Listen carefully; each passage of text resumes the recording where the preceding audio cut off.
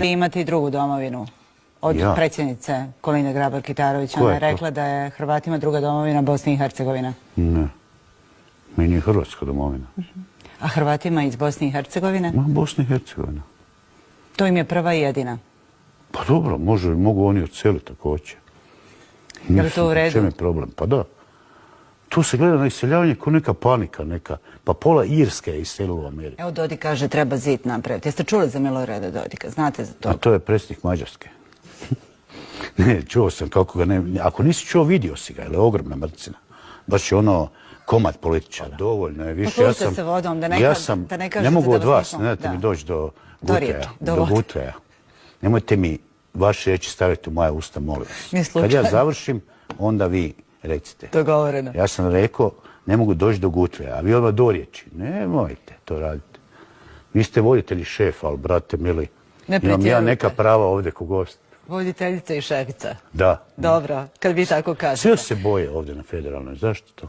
Mene? Da. To ste čuli u kafani kad ste bili tamo? Da, svi ljudi pričaju, joj, gotov si sad. Da, treba vam vode. I jeste uzeli taj gutljaj? Šta ste slijepi? Pa, ja samo pitam, treba li vam još jedan? Ako treba, ja ću popiti. Nemojte vi za mene misliti. Malo ste previše voditeljski nastrojeni i osobno. Sad ste postali.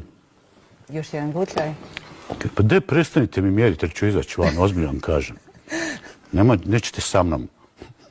Tek tako lako. Ja sam iskusna psina. Ste rekli komunizam i fašizam slično. Slično jako. Mnogi će vam ovdje zamjeriti radi toga. To me sad jako brine. Ja govorim o komunizmu, nemojte, pa znate što je Stalin radio? 39. potpis pakta o nenapadanju s Njemcima, baš njega briga. Podjela Poljske. Ja ću ovo, a ti ono tamo, ti Crveni Kmeri, Pol Pot, 2 miliona ubio svojih. Koji god imao naočare, aha, znaš čitat, pa je streljao.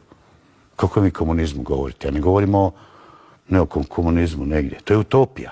Svima jednako. To je protuprirodni blud. To je protuprirodni blud. To je bezobrazno. Ne može svima jednako. Ima ljudi sposobnijih, ima ljenčina. Zašto bi svi jednako imali? Ne može. To je protuprirodno. Ovdje su živjeli ipak jedan blaži komunizam. To da, to je. Ja govorim o komunizmu kao pokretu, ono. To je... Komunizam se ne može porediti sa ovim. Ne može, puno manje žrtava je bilo.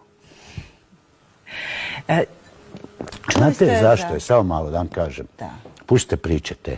Ja znam, jedan gospodin Afan se zove iz Cazinske krajine. Fenomenalan tip, ali od jednog poznatog glumca otac, pa neću reći prezime. On je pokazao, 5 godina i 2 mjeseca je bio na Golom otoku, za vrijeme vašeg blagog komunizma, zbog rečenice, vidiš ti kako se oni voze, a mi idemo pješke. 5 godina i 2 mjeseca. I pokazuje mi je knjige, visoko obrazovan čovjek, predivan. Nažalost umre. Pokazuje mi bližnice gdje je morao hvaliti, zahvaljivati što su ga zatvorili. Inače dobije još godinu. Nemojte, molim vas. Pustite fore, ovdje je bio blag. Pa je ako si tele.